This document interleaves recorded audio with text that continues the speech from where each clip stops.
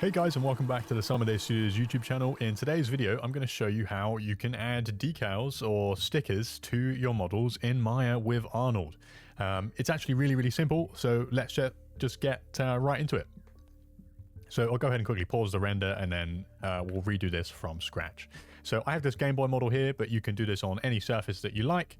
If it's curved, obviously there's going to be a bit more to take into account with that, but this is flat, so for the time being, we'll just make it flat.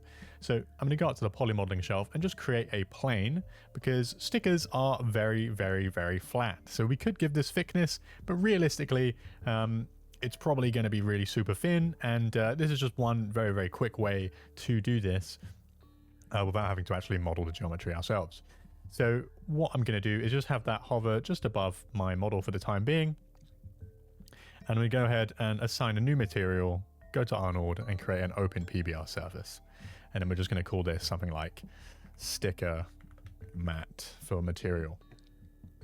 Okay. So I've gone ahead and downloaded this kind of nice Kirby sticker. Feel free to use any other thing. If you've created your own sticker or decal as well, that's okay, whether that's numbers or digits. This has a transparent background. That's not entirely necessary for this, but it is helpful. So to get this onto our model, what we're going to do is come to where it says color in the attribute editor, click on this little checkerboard box, go to file, click on this folder icon, and then I'm just going to navigate to where I've got my Kirby sticker, and I'm just going to click on that. And you can see that's gone ahead and applied that to our model, but we've got this black background on there, and if I render it, you know, it just kind of looks a bit weird. Well, obviously, we just want this outline of Kirby, right? We don't want this black box around it. So how can we go ahead and fix that? Well, it is relatively simple.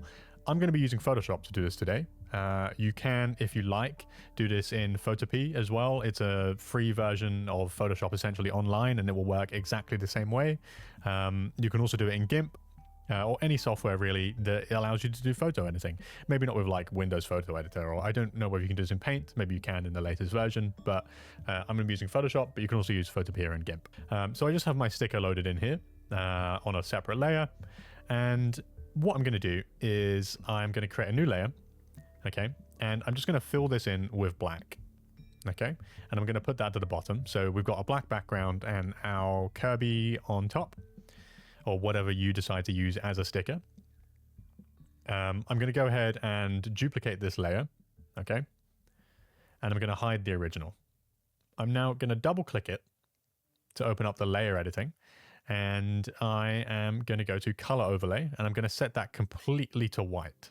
Now, there's a few issues in Photoshop where for some reason that's not filled in all these lines, but it is important that we do fill those in. So I'm going to go ahead and quickly fill those in so that we have just a completely white sticker here without any gray on the inside. Okay, so now that we've got this, I'm going to save this out as a separate image, which looks like this, and I've just gone ahead and called this sticker alpha. So we have the sticker alpha, and then we have the Kirby sticker itself as well. And what I'll do is I'll select our model here. I'll come down to geometry. Where it says opacity, if I was to lower this to 0, you can see our Kirby sticker now becomes entirely invisible. But we can plug in a material like we did with the color. So I'll click on this checkerboard, come to File, click on the folder icon, go to where you've got your alpha, and then just click Open. Okay, and then in the settings here, I'm going to change the color space from sRGB to utility and raw, and I'm going to open up the color balance and make sure alpha is luminance is turned on. And to begin with, you'll notice that in the viewport, it looks like maybe nothing has changed. And if you can't see your sticker, by the way, click on this little textured icon up here, this circle checkerboard, that will show you what we can see. But if I go ahead and render this, you can now see that the black outline, that black square around our Kirby, has disappeared. The geometry remains, but because the opacity is set to 0, because if you remember in our alpha, the black part is essentially telling Maya that we want this to be entirely invisible, right? 0 opacity, whereas the white part is where we want all the opacity, right? So if you think black is 0, right, white is 1. So that's creating the illusion of kind of a decal or sticker, and that saves us time, whereas, you know, another method would be to literally go around and model around this, which is what you probably would do if you wanted this to have some kind of physical element to it. But just to create quick decals, this works really well. And you might be thinking, okay, currently it's just floating on top of my model, so how can we go ahead and fix that? Well, I'm going to select the plane, hold down V to vertex snap, and I'm just going to snap it to one of the vertices on top of our model here. And you can see that's now creating a weird effect. Well, all we have to do is I'm just going to freeze the transforms on that and then raise this by 0.001 in the Y, and that will bring it just above the model, but it's going to be so slightly above the model that's essentially imperceptible to the human eye, so it doesn't really make a difference, but it's no longer colliding. Now if I go ahead and render, you can see it just looks like a sticker that's been stuck on top of this Game Boy, right? And that works for a very, very clean decal sticker look. So it's only two things. It's the image that acts as a decal and the alpha that acts as kind of a point that tells Maya where to cut and what to include. But what if we wanted to rough this up a little bit so that it's not a perfect edge around the sticker? It looks a little bit more worn and beat up. Well, we can go ahead and edit that again in Photoshop. If I just stop the render, or any other editing software as well, whether that's Photoshop or Photopea, I'm going to get the brush tool and I'm going to change that to maybe something a little bit more kind of crunchy looking like this. And I'm going to make sure I've got black selected. And I'm just going to go ahead and rasterize this layer because we want to keep our effects.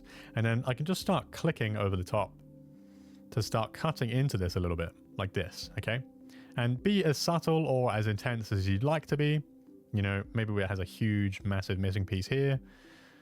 Kind of looks like it's being eaten by termites or something.